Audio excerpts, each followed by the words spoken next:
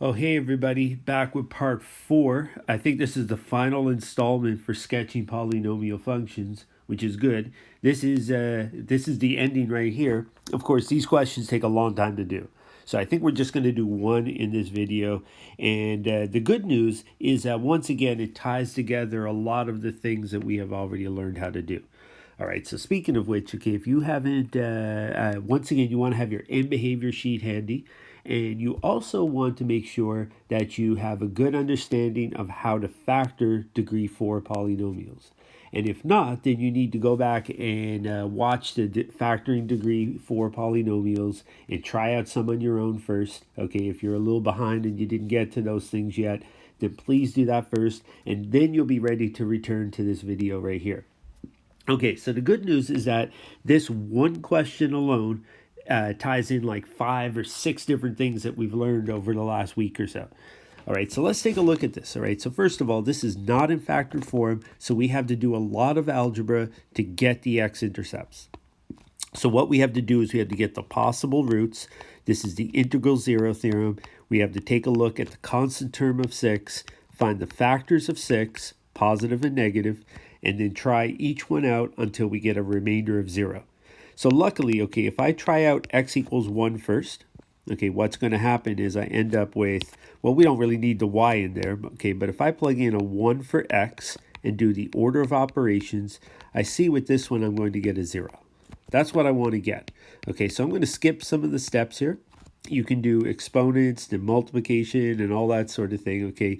But what's going to happen here is you wind up with a remainder of 0, which is another reason why it's good to start with the 1 and the negative 1. And many times those are a root, and that will save you some time instead if you start with like 24 or 36, the numbers get so big. So here, okay, you can see that we have a root of x equals 1. And again, I'm writing this out. It's not necessary to do this. Okay, we could say x equals 1 is a root. So we could say x minus 1 is a factor. Now again, okay, I'm just writing this out just to kind of help you guys see all the steps that are being done here. Okay, it's not necessary to write that out along the way, as long as you have that factor in your final answer and you have that root in your final graph that we draw. Okay, so what's left over? We do synthetic division. We divide by x minus 1. It's already in descending order, so I'm just going to put the coefficients across. And once again, okay, you should be good with synthetic division at this point. We're expecting a 0 remainder. I'm going to go through this rather quickly again. Okay, but you can see right here how we're going to get... Oh, that should be positive 6 there, sorry. Oh, no, sorry about that. Not deleting this video, okay? This is just a real life experience once again. Mistakes and all. We get a remainder of 0, so we're good. Okay, that's what we were expecting. So now we have our x minus 1 factor that we already found. And these coefficients during our synthetic division process will give us what's remaining, all right? Our degree 3 function right here. And these are the coefficients. So next up, okay, we have to do the same process again. That degree 3 function that you see there, we can't really factor that using grouping. You can maybe make an attempt, but in this case, it's definitely not going to work. But you can try again with the possible roots. So what I'm going to do is I'm going to say, okay, we have x to the 3 plus 4x squared plus x minus 6. And just checking, yes, that's correct. Okay, we also have the x minus 1. We're not going to forget about that, but for the time being, we don't need that. We've already established the factor. We're going to have possible roots once again. You're going to get the factors of 6 again, so they're going to be the same numbers again. And then we're going to try x equals 1 again, a great number to start with. And again, you don't, just because we had one root already of x equals 1 doesn't mean that we won't have another one. In fact, if you look at this works out to be 0. Okay, if you do all the order of operation steps and everything, you'll get a remainder of 0, which is what we need. So we can say x equals 1 is a root. And we can say that x minus 1 is the factor. And again, you don't have to write that, but it's helpful. Now we're going to divide this up again. So we're going to put our coefficients across, and we're going to get a remainder of 0 again. And then watch what happens here. Okay, we're going to run into the same type of problem again. Well, not problem, but the same type of calculations again. So I went through them very quickly. You should be really good with synthetic division at this point. So now what we have is we have x squared plus 5x plus 6. But don't forget, we just divided by x minus 1.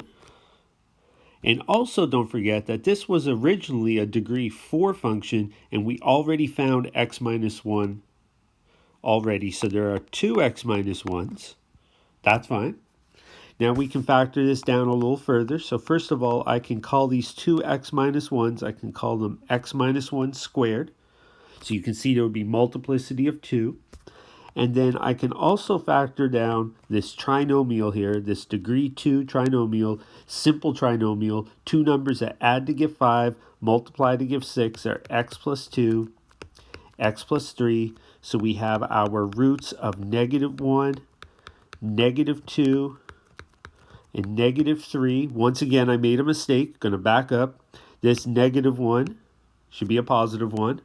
And as well, okay, you may want to indicate that this has multiplicity of 2. It's going to make a difference in our graph. Now, what I'm going to do is I'm going to sketch a graph of this function.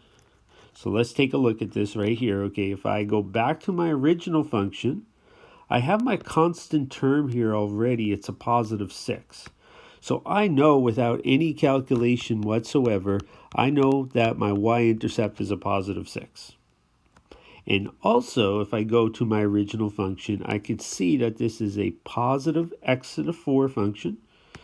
So if it's an x to the 4 function, then I know that the end behavior would be quadrant 2 it starts in, ends in quadrant 1.